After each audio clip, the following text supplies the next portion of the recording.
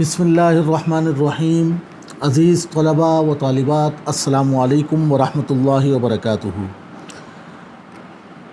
ہم ان دروس کا آغاز کر رہے ہیں اور آج پہلا درس ہمارا ڈگری کلاسز کے لیے برائے B S, B A, B com, B B A, medical, اور آپ کو پتہ ہے ان میں سے اب کئی ڈگریز جو ہیں وہ اب ختم ہو چکی ہیں۔ اب وہ بی ایس 4 سالہ اور 5 سالہ یہ سلسلہ مختلف یونیورسٹیز میں جاری ہے۔ تو یہ کمپلسری اسلامک اسٹڈیز یعنی کہ اسلامیات لازمی ڈگری کلاسز کی، تو اس کے ہم چند دروس جو ہے وہ ریکارڈ کرائیں گے تاکہ طلباء و طالبات اس کی روشنی میں اسلامیات لازمی کے سلیبس کو ایک نظر دیکھ لیں اور اس کو سمجھنے کی کوشش کریں۔ تو آج ہم سورہ حجرات پر گفتگو کرتے ہیں۔ سورہ حجرات قرآن مجید فرقان حمید کی 49ویں سورت ہے، یعنی کہ 49 سورہ ہے قرآن مجید فرقان حمید کی سورہ الحجرات، اور اس کے معنی ہیں کمرے، جیسے کہ آپ کے علم میں ہے۔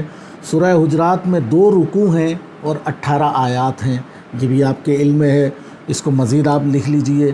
اچھا، اس میں جن مضامین کو ڈسکس کیا گیا ہے، جن اسباق کو یاد دلایا گیا ہے، وہ اسباق کیا ہیں؟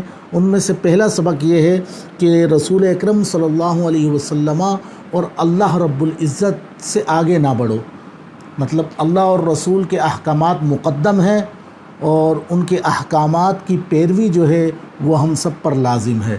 تو جو پیروی کرنے والے لوگ ہوتے ہیں وہ کبھی بھی رہنما سے یا رہبر سے آگے نہیں جاتے، تو لہٰذا اللہ اور رسول سے ہمیں آگے نہیں جانا۔ کیا مطلب یہ ہے کہ ان کے احکامات پر عمل پیرا ہونا ہے، ٹھیک ہے۔ اور اس کے بعد کیا ہے؟ اس کے بعد یہ ہے کہ حضور اکرم صلی اللہ علیہ وسلم کی بارگاہ کے آداب ہیں، یعنی کہ آپ صلی اللہ علیہ وسلم کی بارگاہ میں اپنی آوازوں کو اونچا نہیں کرنا، بلند آواز سے گفتگو نہیں کرنا۔ جیسے ہم مجلس میں ایک دوسرے سے تخاطب کرتے ہیں آپس میں، اس طرح رسول اکرم صلی اللہ علیہ وسلم سے تخاطب نہیں کرنا، ان سے گفتگو نہیں کرنا۔ اسی طرح جن لوگوں نے آداب رسالت کی پاسداری کی، پھر ان کے بارے میں ہے کہ وہ اپنی آوازوں کو پست کرتے ہیں، تو جو بارگاہ رسالت میں اپنی آوازوں کو دھیمی رکھتے ہیں، نیچا رکھتے ہیں، ان کے دلوں کو اللہ تقویٰ کے لیے جانچ لیتا ہے، اور یہ ان کے لیے بڑے اجر کی بات ہے اور بڑے فضل کی بات ہے۔ اچھا، اسی سورہ کے اندر پھر مسلمانوں کو یہ بھی حکم دیا گیا کہ نبی اکرم صلی اللہ علیہ وسلم کو ان کے حجروں کے باہر سے آوازیں نہ لگائیں۔ تو یہ ان آیات کے شان و نزول کے تحت بھی یہ ہے کہ بعض قبائل جو ہے جب حضور اکرم صلی اللہ علیہ وسلم کی خدمت میں حاضر ہوتے تو وہ بلند آواز سے مسجد نبوی میں کھڑے ہو کر آپ کو پکارا کرتے، تو اللہ رب العزت کو ان کا یہ پکارنا مناسب نہیں لگا۔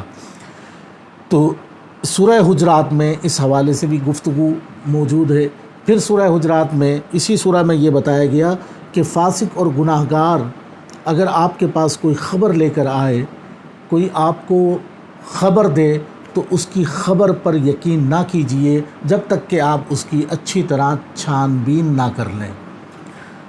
یا ایھا الذین آمنوا اذا جاءکم فاسق بنبأ، چونکہ جب وہ آدمی فاسق ہے، جب وہ اعلانیہ گناہ کرتا ہے، تو لہٰذا اب اس کی خبر پر آپ نے توجہ نہیں دینی ہے کہ کہیں ایسا نہ ہو کہ اس کی غلط خبر کی بنا پر آپ کسی قوم یا کسی قبیلے یا کسی فرد سے جا لڑو اور پھر اس کے لیے بھی مصیبت کا باعث بنو اور خود بھی شرمندگی اٹھاؤ۔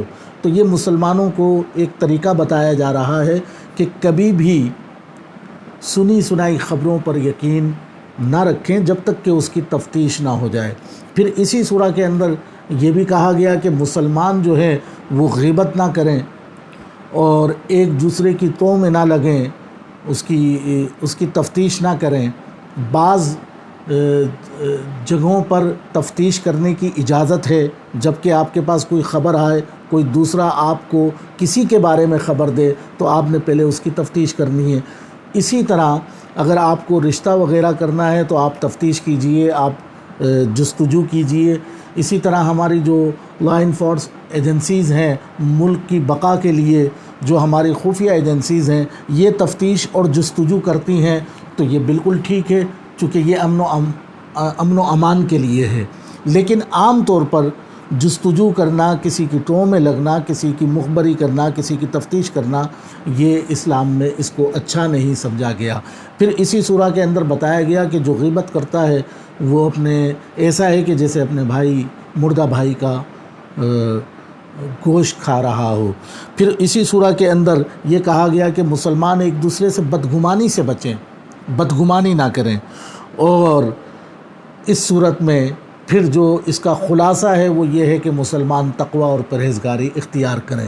تو یہ میں نے چند چیزیں آپ کی جو کورس کی کتب ہیں ان کو پیش نظر رکھ کر یہ چند چیزیں میں نے آپ کے سامنے پیش کی ہیں۔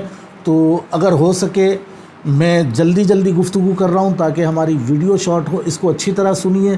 اس طریقے سے سورہ حجرات میں جو گفتگو کی گئی ہے، جو سورہ حجرات کی 18 آیات میں جن چیزوں کو ہائی لائٹ کیا گیا ہے وہ میں نے آپ کے سامنے پیش کر دی ہیں۔ امید ہے کہ آپ اس کو لکھیں گے، اس کو سمجھیں گے، پھر انشاءاللہ آیات کے تحت ہم جلدی اور مختصر انداز میں آپ کو سمجھانے کی کوشش کریں گے۔ بہت بہت شکریہ۔ وعلیکم السلام۔